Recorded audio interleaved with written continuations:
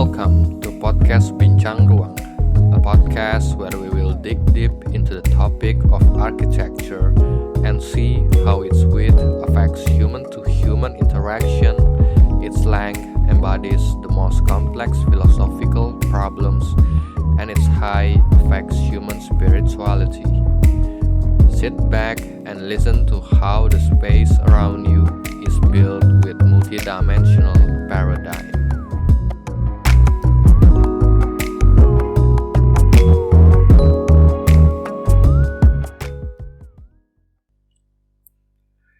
Halo, kembali lagi bersama gue di podcast Bincang Ruang. Oke, apa kabar lu semua? Ini udah pertengahan Desember dan sebentar lagi udah ganti tahun. Dan gue gak tahu ya, gue berasa tahun ini tuh terasa cepat berlalu sekali ya. Perasaan baru kemarin itu Januari dan baru mulai diperkenalkan dengan COVID-19 dan masuk ke Februari, Maret, karantina, bukan karantina, apa itu namanya, PSBB dan lain-lain, Februari, Maret, April, Mei, kemudian work from home, dan nggak tahu, tiba-tiba 1 tahun aja sudah terlewati seperti nggak ngelakuin apa-apa, dan tiba-tiba udah 1 tahun aja. Nggak tahu, ya mungkin inilah ya maksudnya Albert Einstein gitu, waktu itu relatif. Mungkin ya, karena ada begitu banyak ancaman dan keadaannya sangat tegang dan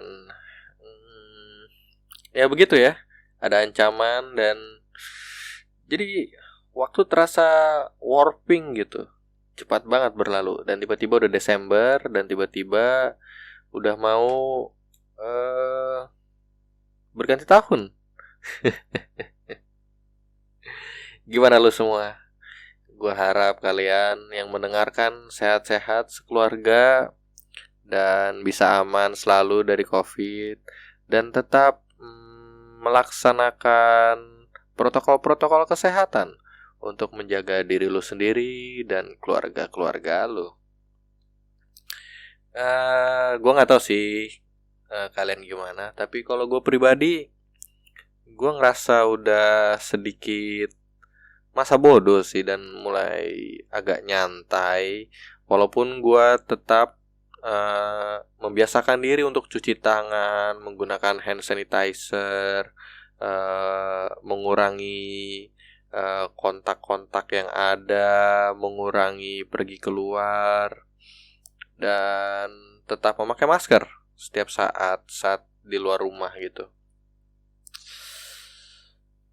Tapi gue ngerasa udah sedikit agak nyantai sih dan mulai terbiasa gitu. Dan gue karena gue sehari-hari naik motor gitu ya, dan tetap harus bekerja,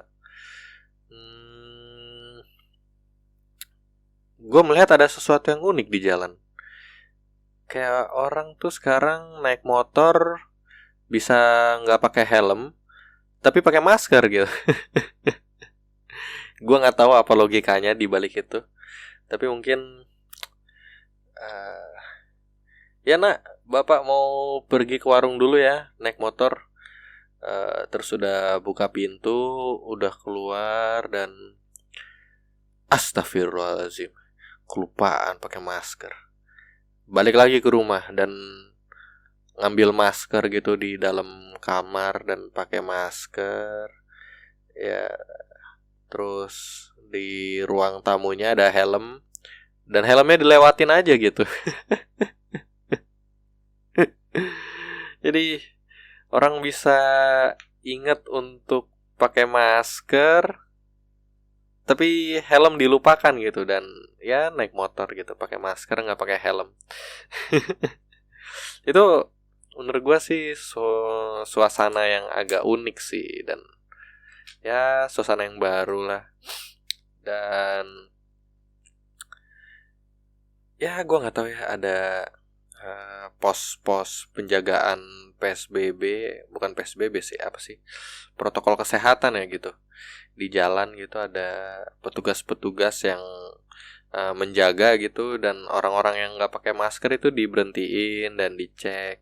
Ya gue nggak tahu, mungkin kena denda sosial dan denda administratif ya, berupa denda gitu. Sanksi sosial maksudnya, dan sanksi administratif berupa denda. Dan itu banyak aja gitu yang pakai masker tapi nggak pakai helm gitu, dan ya lewat-lewat aja gitu santai. Jadi kayak ya jadi pakai masker sekarang udah lebih penting ya daripada pakai helm gitu. Kalau lu kena COVID itu masalah gua gitu, tapi kalau lu mati kecelakaan dan kepala lu pecah gitu, itu bukan masalah gua gitu. Jadi ya terserah gitu. Jadi yang penting lu pakai masker aja. Tapi ya mungkin gua ngerti dengan prioritasnya sih, ada skala resiko gitu ya. Ya kalau kecelakaan kan mungkin ya cuman dia aja gitu yang kecelakaan. Tapi kalau dia kena COVID itu nyebarnya mungkin bisa ke 3 orang sampai 5 orang di sekitar dia gitu. Dan dari 5 orang itu berkembang lagi, kalau masing-masing menyebarkan ke 5 orang lagi udah jadi 25 orang gitu. Dan ya itu kan resiko skala besar ya, skala sosial gitu. Jadi mungkin ke kedaruratannya itu lebih penting memakai masker daripada memakai helm gitu. Mungkin logikanya seperti itu gitu. Itu sesuatu hal yang menarik sih. Dan gua rasa walaupun COVID ini nanti sudah hilang, itu tetap akan menjadi kebiasaan yang terbawa terus gitu. Sama seperti dulu sebelum ada bom JW Marriott, itu di mall, di hotel, atau di tempat-tempat umum tuh nggak ada gitu yang dicek, dibuka mobil setiap kali mau masuk ambil tiket, dibuka mobilnya, ditutup lagi, dicek gitu. Tapi ya setelah kejadian bom di JW Marriott itu jadi kebiasaan seperti itu, new normal gitu. Dan sekarang ya new normal yang baru nih karena COVID gitu. Jadi gimana kalian? Gua harap sih kalian tetap bisa bertahan dalam keadaan apapun, jangan cepat menyerah, dan ya terus berusaha. Walaupun ada kemalangan, banyak orang di PHK, tapi gue rasa ada banyak peluang-peluang baru yang bisa kalian lakukan di masa pandemi ini. Seperti misalnya membuka bisnis makanan online gitu, yang semenjak ada peraturan work from home, itu makanan-makanan online yang diantar itu mulai naik daun. Dan ya sekedar jual ke sekitar rumah kalian yang satu komplek atau ke tetangga-tetangga, menurut gue lumayan aja gitu. Dan orang juga lebih percaya karena beli ke orang yang dia kenal, dan dia tahu orang itu sehat, dan dia tahu ya itu di sebelah rumah gue gitu. Ya gue beli ke dia, gue merasa lebih aman gitu. Dan mulai dari yang kecil-kecil seperti itu, terus mulai masuk, daftarin ke GoFood, atau daftarin jual di Tokopedia gitu, pre-order makanan pesenan. Ya gue rasa itu mulai makin naik daun gitu semenjak COVID. Dan ya itulah salah satu peluang bisnis yang muncul karena COVID. Atau mungkin kalian bisa jualan masker, bikin masker, atau ya seperti itulah. Gue lihat ada banyak sih yang bikin seperti itu. Begitu. Ya jadi 1 minggu ini gue masih bekerja, gambar membuat gambar arsitektur, gambar kerja, ngurusin proyek yang sedang pembangunan, dan apa itu? Memenuhi kebutuhan kontraktor akan informasi tentang desain arsitektur yang sedang mereka bangun gitu. Dan itu kejar-kejaran antara gambar dan proses konstruksi. Jadi lumayan hektik 1 minggu ini. Dan gue sempat kepikiran sih tentang dinamika dalam bekerja konsultan arsitektur gitu. Gue lihat dari tipe-tipe orangnya sih. Gue melihat ada, kalau gue generalisasi, ada 2 tipe orang dalam bidang arsitektur ya. Itu ada arsitek-arsitek yang lebih ke hal teknis gitu, dan itu disebutnya mungkin project architect. Jadi mereka itu yang lebih ahli dalam hal teknis pembangunan, dan biasanya mereka yang handle supervisi dalam konstruksi bangunan dan menyiapkan gambar tender, menyiapkan gambar for construction.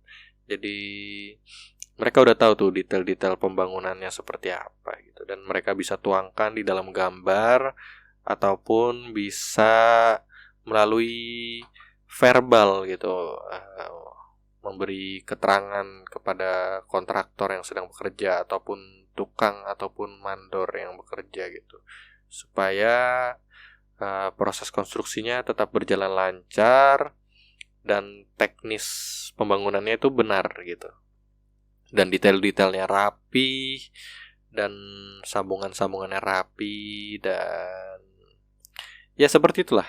Itu adalah project architect yang lebih ke hal-hal teknis. Tapi ada juga yang kita mungkin sebutnya design architect gitu. Itu adalah arsitek-arsitek yang lebih ke proses desain dan cenderung lebih eksploratif, dan cenderung, walaupun mereka mempertimbangkan aspek-aspek teknis pembangunan, apakah ini mungkin dibangun apakah tidak, tapi mereka cenderung tidak mau saklek ngikutin teknis gitu. Dia mau mencoba lebih eksploratif dan mencoba mendorong garis-garis teknis gitu, yang biasanya itu harusnya seperti A, dia mau coba dorong nih, bisa gak nih kalau B, gue coba dorong ke B. Kalau B udah bisa, dia coba dorong lagi ke C. Dan mereka terus mencoba untuk bereksploratif, menemukan hal-hal baru yang juga bisa dilakukan dalam segi aspek teknis pembangunannya gitu. Dan ya gue nggak tahu, menurut kalian mana yang lebih menarik, mana yang harus lebih didahulukan, apakah teknis dulu atau estetika dulu? Gue menemukan arsitek-arsitek yang lebih kuat di segi teknis itu cenderung, mungkin kalau gue gambarkan dalam beberapa terminologi, itu terminologi yang tepat adalah konservatif gitu. Terus itu yang arsitek-arsitek yang lebih teknikal, itu mereka lebih konservatif, dia saklek. Ya begini nih yang sudah terbukti bisa dilakukan dan terbukti bagus, hasilnya kuat, hasilnya bisa, sambungannya ya begini, udah begini aja. Lo gak bisa bikin bentuk-bentuk yang begitu-begitu atau bentuk-bentuk yang terlalu berimajinasi. Itu gak bisa secara teknis, lo harus ikutin. Ini yang udah terbukti begini, udah 5 proyek, 10 proyek nih gua begini nih, ini bisa gitu.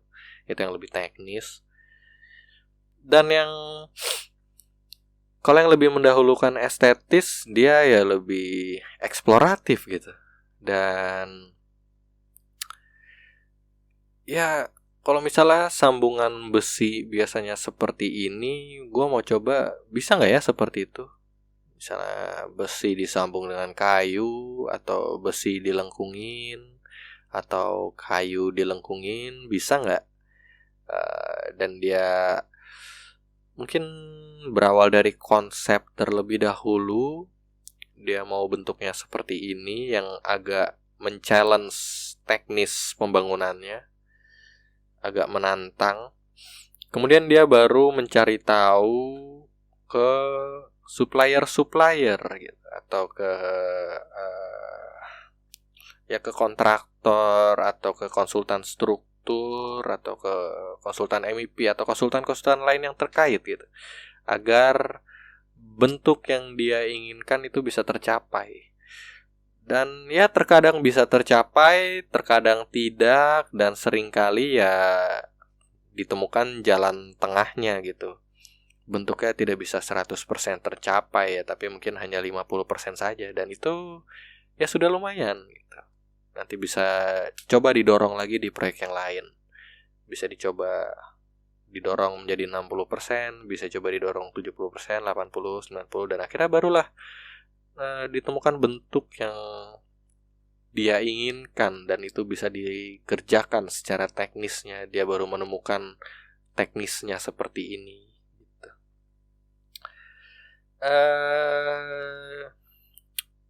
Gue merasa kedua pihak ini diperlukan gitu. Perlu ada arsitek-arsitek yang lebih memperhatikan teknis, dan terkadang juga perlu ada arsitek-arsitek yang lebih mendahulukan estetika atau bentuk. Karena kapan kita butuh arsitek yang lebih mengutamakan hal teknis? Itu terkadang alasannya itu untuk membatasi peluang resiko sih. Peluang resiko ya, jangan sampai karena terlalu eksploratif jadi terlalu beresiko nih, yang bisa merugikan gitu. Dan kapan kita membutuhkan arsitek yang lebih mendahulukan estetika dan bentuk yang eksploratif? Itu diperlukan untuk mendorong teknologi teknis. Jadi kalau teknisnya seperti itu aja dan tidak ada demand untuk melakukan yang lebih dari itu, ya tidak akan ada ditemukan teknologi yang lebih dari itu gitu. Pasti bakal itu aja. Jadi diperlukan juga arsitek yang lebih mengutamakan bentuk, lebih mendahulukan bentuk dan estetika yang dia inginkan, supaya teknologinya juga berkembang gitu, supaya ada demand untuk membuat bentuk kaca yang melengkung misalnya, atau bentuk-bentuk yang organik misalnya.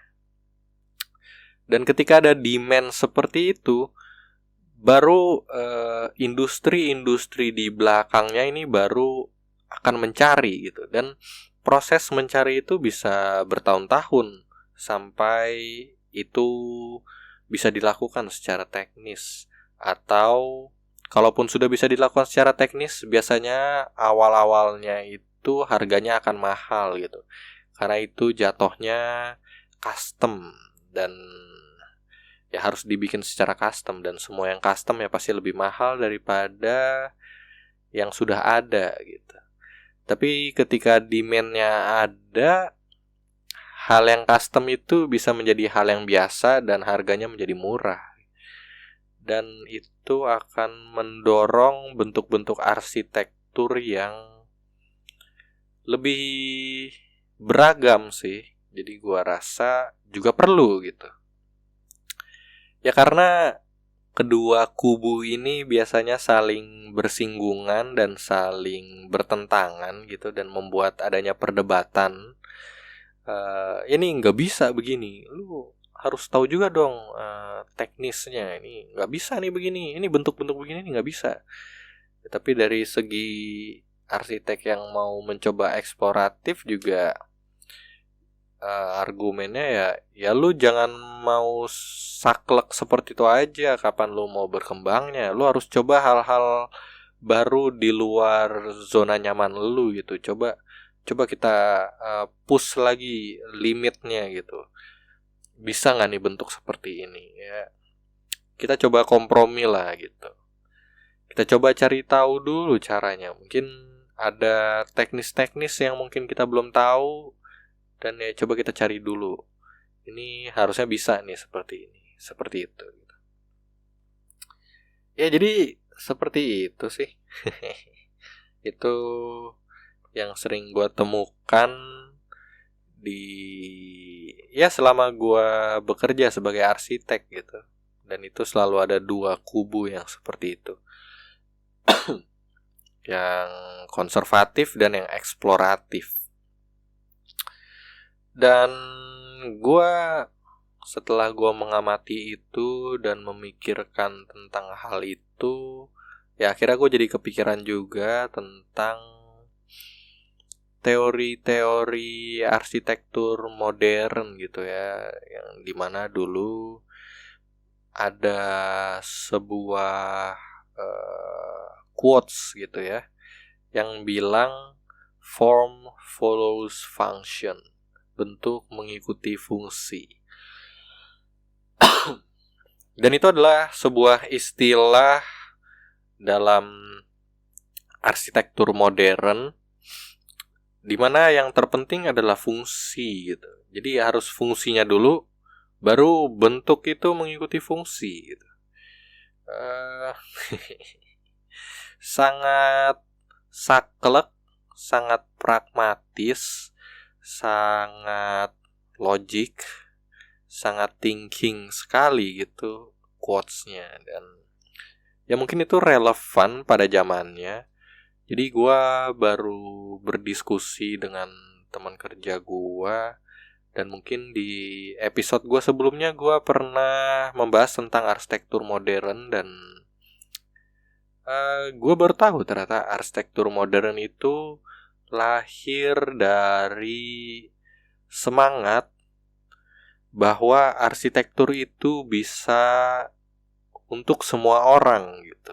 Karena pada zaman dahulu, zaman klasik, itu arsitektur itu hanya untuk yang kaya gitu. Karena klasik, penuh dengan ornamen dan terlihat mahal, seperti istana-istana raja, seperti palace, atau landlord, atau konglomerat-konglomerat. Dan itulah arsitektur klasik kan pada zaman itu. Dan akhirnya muncullah gerakan arsitektur modern yang menyorakan bahwa semua orang bisa kok menikmati arsitektur. Makanya arsitektur menjadi lebih inklusif, dan itu seiring juga dengan perkembangan teknologi. Ditemukan teknologi baja pada saat itu, mungkin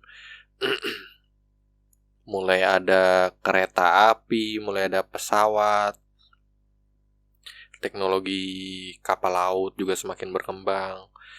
Kapal laut yang tadinya pakai kayu mulai memakai besi. Dan itulah zaman-zaman Perang Dunia Pertama, Perang Dunia Kedua, teknologi maju, dan itu juga berkembang ke arsitektur dan pandangan terhadap arsitektur. Bahwa dengan adanya revolusi industri dan ada material-material yang bisa di mass produce lewat revolusi industri tersebut, dan mulailah muncul juga gerakan bahwa arsitektur itu bisa untuk semua orang gitu. Karena industri di belakang itu udah mendukungnya gitu. Fasilitasnya itu sudah mendukung untuk arsitektur bisa dinikmati banyak orang seperti itu. Karena material sudah di mass produce.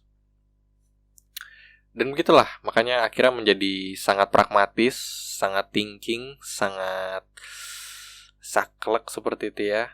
Bentuk itu mengikuti fungsi. Jadi yang terpenting adalah fungsinya dulu, baru bentuknya mengikuti fungsi. Dan Dan seiring berkembangnya zaman itu menuai banyak kritik gitu.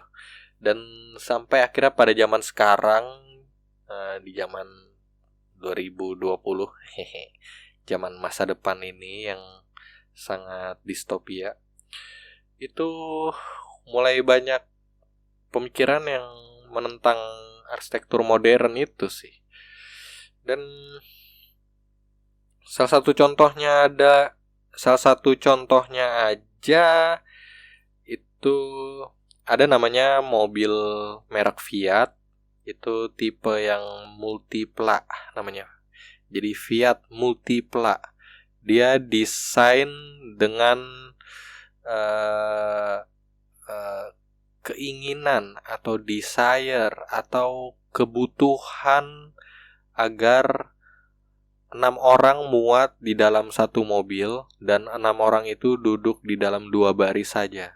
Jadi tidak mau 3 baris. Jadi bayangin, berarti satu baris itu 3 orang duduknya, kayak angkot gitulah. Ada di kiri, kanan, sama tengah gitu. Dan di belakangnya juga 3 orang juga. Jadi kalian bisa bayangin mobilnya seperti apa. Dan itu banyak dikritik mobil itu gitu, karena bentuknya yang jelek gitu ya, karena lahir dari kebutuhan akan fungsi untuk memuatkan 6 orang di dalam 2 baris dalam satu mobil tersebut. Dan akhirnya bentuknya menjadi agak lebar, ceper, dan very ugly lah. Dan itu sempat dikritik oleh majalah apa gitu ya, gue lupa. Tapi ya kritiknya lumayan pedas. Ya, salah satu kritiknya gue kutip adalah orang lebih memilih untuk dilihat berjalan kaki daripada dilihat berada di dalam mobil tersebut. Dan itu, ya itulah jadinya kayak kritik bahwa bentuk mengikuti fungsi gitu. Dan kita bisa lihat hasilnya dari sebuah mobil kan, dari karena fungsi dan kebutuhan akan fungsi tersebut untuk memuatkan 6 orang, yaitu ya bentuknya seperti itu aja. Karena emang lu cuman mementingkan fungsinya kan, yang bisa memasukkan 6 orang dalam 2 baris gitu. Dan itu bisa ditarik juga ke pakaian yang kalian pakai gitu. Kalau kalian hanya memikirkan fungsi, ya nggak perlu ada fashion. Kalian nggak perlu mencocokkan warna, dan nggak perlu ada model atau tekstur atau ornamen-ornamen di dalam baju kalian. Tidak perlu ada gambar-gambar yang tidak perlu, karena fungsi baju ya hanya untuk melindungi diri kalian gitu, dari panas, dari cuaca luar, dari dingin, dari angin, dari matahari yang terik. Dan ya itulah fungsinya baju gitu kan. Dan untuk juga menutupi aurat gitu kan. Ya kalau bentuk mengikuti fungsi, ya tidak ada yang namanya fashion gitu. Ya cukup memakai apa yang perlu gitu kan. Memakai kain-kain polos aja gitu, yang penting tertutup dan yang penting terlindung, dan itu sudah memenuhi fungsi sebuah baju gitu. Dan kita coba tarik ke arsitektur, ke bangunan. Bagaimana ceritanya kalau sebuah bangunan itu form follows function, jadi bentuk mengikuti fungsinya gitu. Itu pasti akan mematikan arsitektur itu sendiri gitu, karena terlalu thinking ya. Padahal arsitektur itu kan juga menyangkut feeling ya, dan menyangkut seni, dan bukan hanya technical saja. Di situ ada keindahannya, ada centil-centilnya, ada menggambarkan perasaan, menggambarkan feeling, membuat orang merasa kecil, membuat orang merasa megah, membuat orang merasa spiritual, dapat bermeditasi, tenang, membuat orang dapat merasa tertarik untuk berkumpul di sana, membuat orang merasa aman bagi anak-anak misalnya. Itu adalah fungsi-fungsi yang menyangkut feeling dan tidak mungkin hanya cuman thinking aja gitu. Karena form follow function itu sangat thinking sekali, sangat logic sekali, sangat pragmatis seperti robot gitu. Dan kenapa juga sudah tidak relevan pada zaman sekarang? Menurut gua ada kaitannya juga dengan perkembangan teknologi yang semakin maju dan ada AI, artificial intelligence, yang kepintarannya atau kemampuannya untuk memproses data itu lebih baik daripada manusia gitu. Dan itu kalau bentuk mengikuti fungsi itu AI ya juga bisa ngelakuin gitu. Karena fungsi itu kan hal yang pragmatis dan dapat terhitung gitu.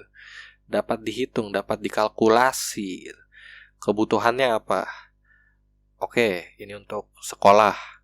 Mau berapa anak dalam satu ruangan? Oke, 20 anak, satu guru. Oke, kalau gitu mau ada berapa kelas? Itu kan terhitung semua fungsinya. Dan ruang gurunya berapa? Gurunya ada berapa? Ada kantinnya mau gimana? Itu kan fungsi. Dan dari fungsi-fungsi tersebut, itu adalah hal-hal yang terukur. Dan itu sangat mudah untuk dikalkulasi oleh AI gitu. Dan ya kalau form follow function ya sudah tidak diperlukan lagi arsitek manusia gitu ya. Hanya mungkin arsitek komputer saja di generate. Dan ya makanya lah itu menurut gue pribadi si form follow function ini sudah tidak relevan sih pada zaman sekarang. Dan kritik yang lain adalah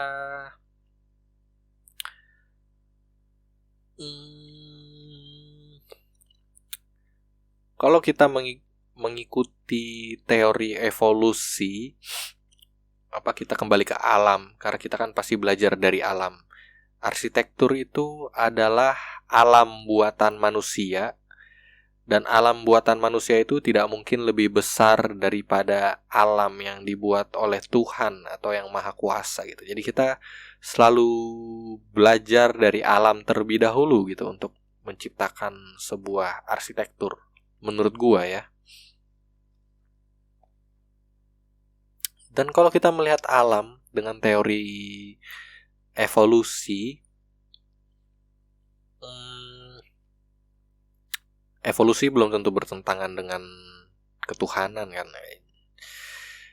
Evolusi dalam artian makhluk hidup itu selalu beradaptasi dan menciptakan variasi agar peluang untuk selamatnya atau peluang untuk meneruskan generasinya semakin besar.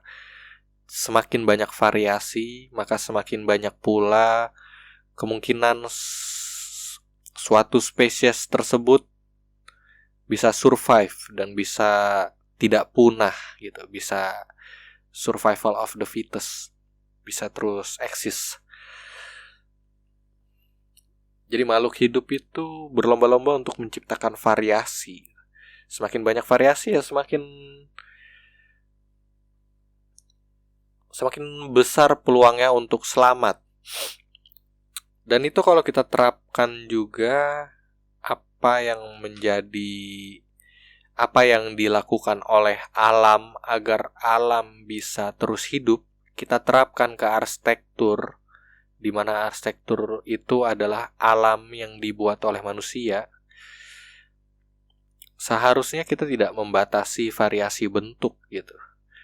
Karena semakin banyak variasi bentuk, maka itu akan mengakomodasi semakin banyak fungsi yang diperlukan oleh manusia gitu.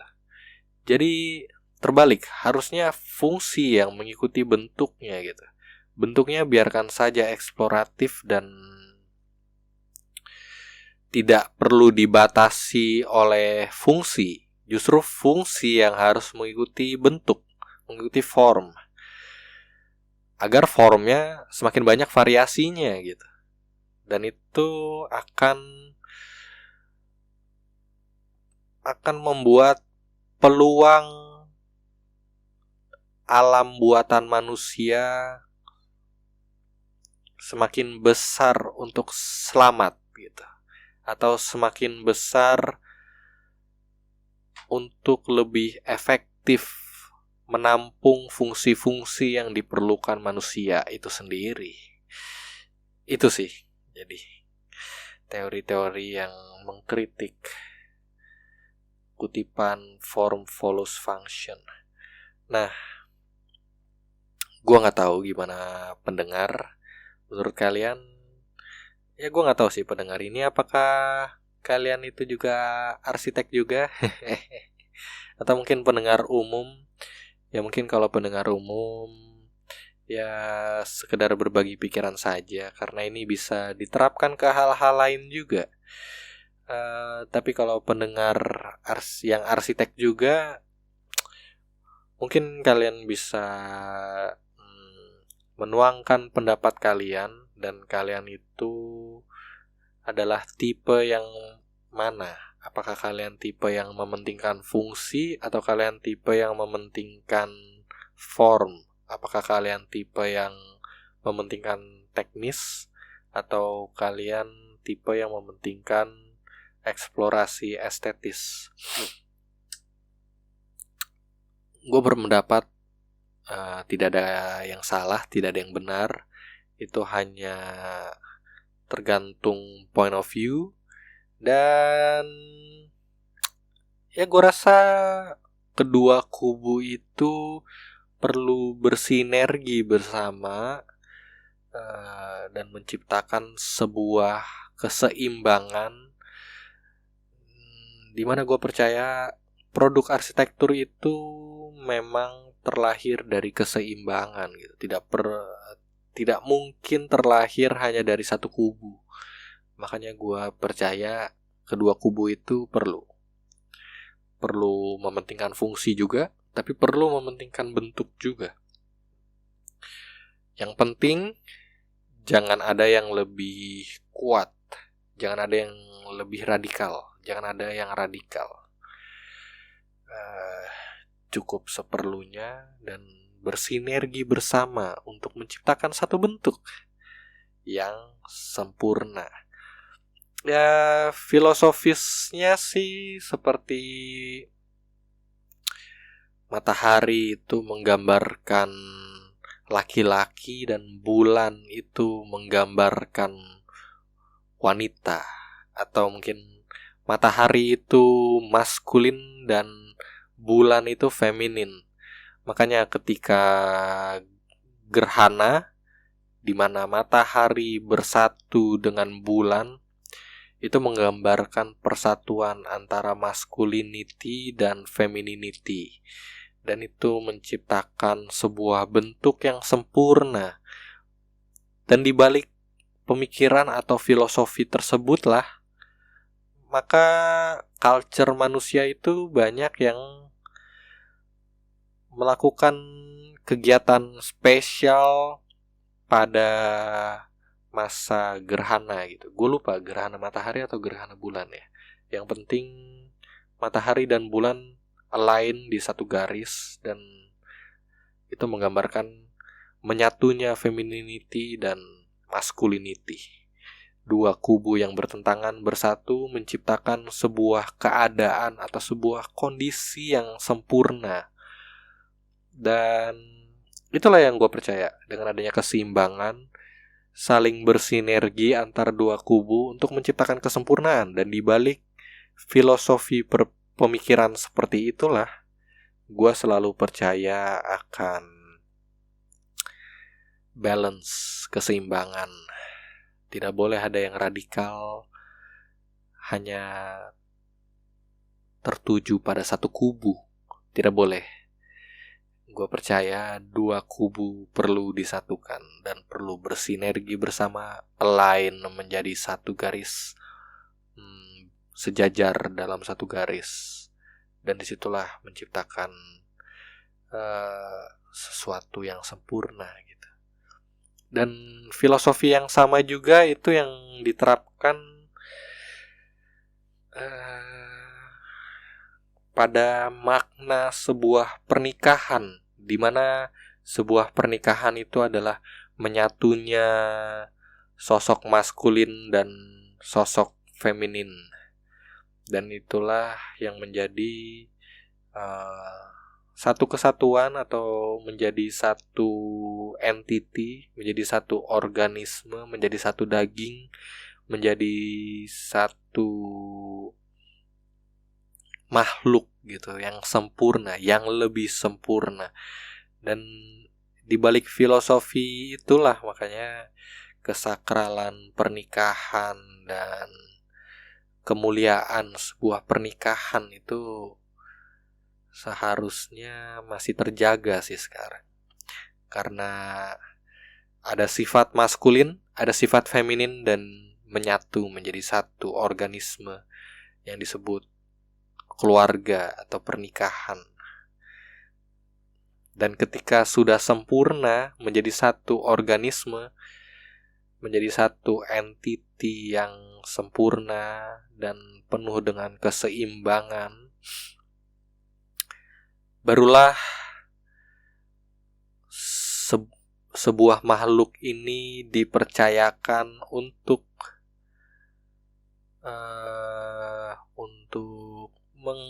menjaga makhluk lain yang berupa anak. Barulah dipercaya untuk dianugerahi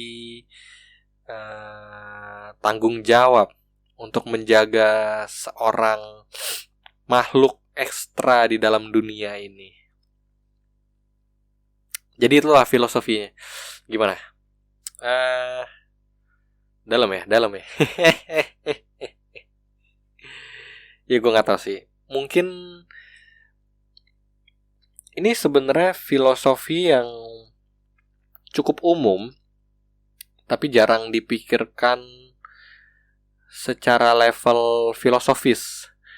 Karena jarang dipikirkan dalam level filosofis, maka jadi agak tervulgarisasi oleh culture pop.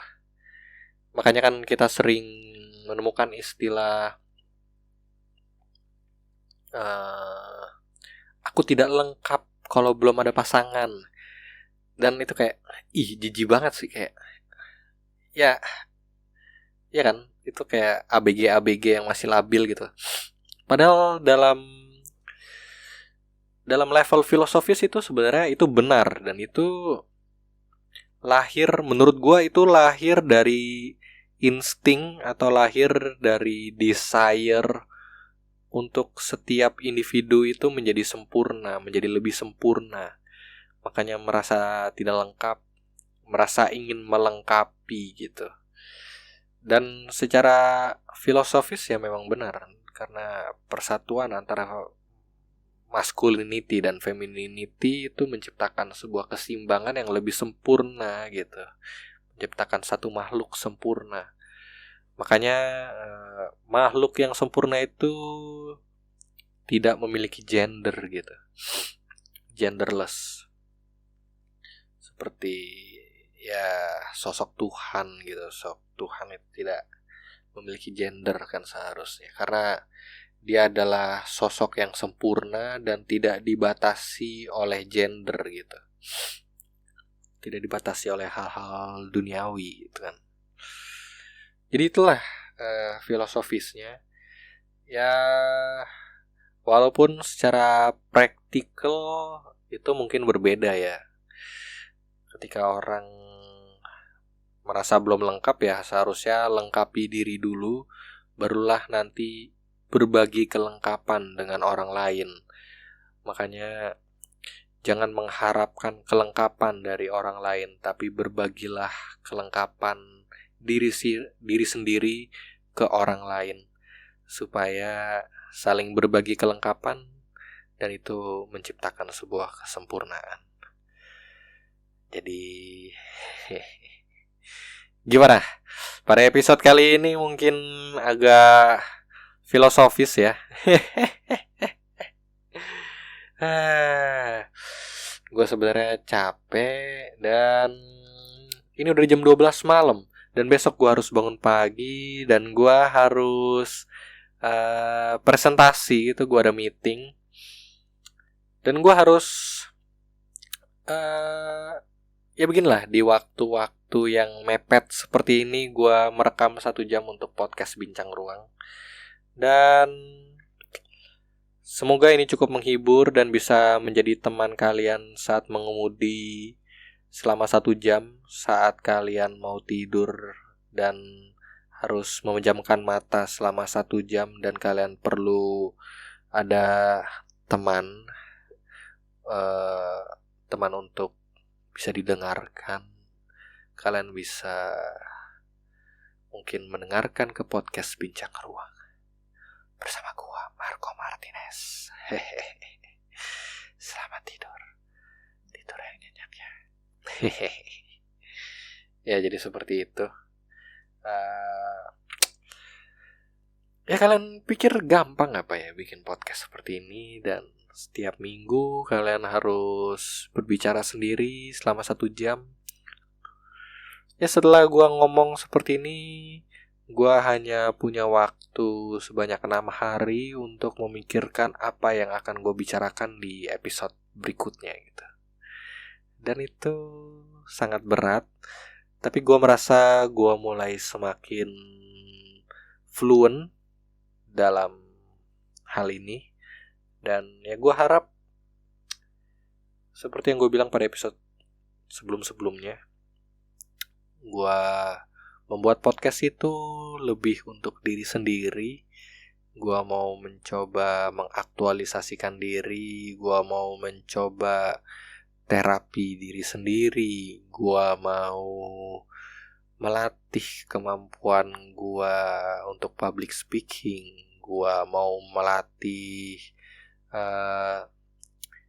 runtutan pemikiran dan runtutan pembicaraan, runtutan speech. Dan ya gue harap ini bisa menjadi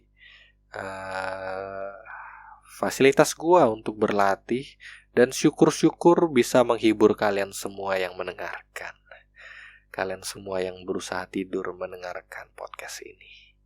Ya, gue ada beberapa komplain atau antara komplain atau sanjungan gitu, gue nggak tahu yang mana. Tapi beberapa teman gue yang sudah memiliki anak mengaku mendengarkan podcast gue itu membantu anaknya untuk tidur. Mungkin kalian bisa coba untuk mendengarkan suara gue dan kalian bisa tertidur dengan nyenyak. Mungkin itu saja untuk podcast kali ini. Semoga menghibur. Kita bertemu lagi di episode selanjutnya. Gua Marco Martinez dalam podcast Bincang Ruang. Signing off. Bye-bye.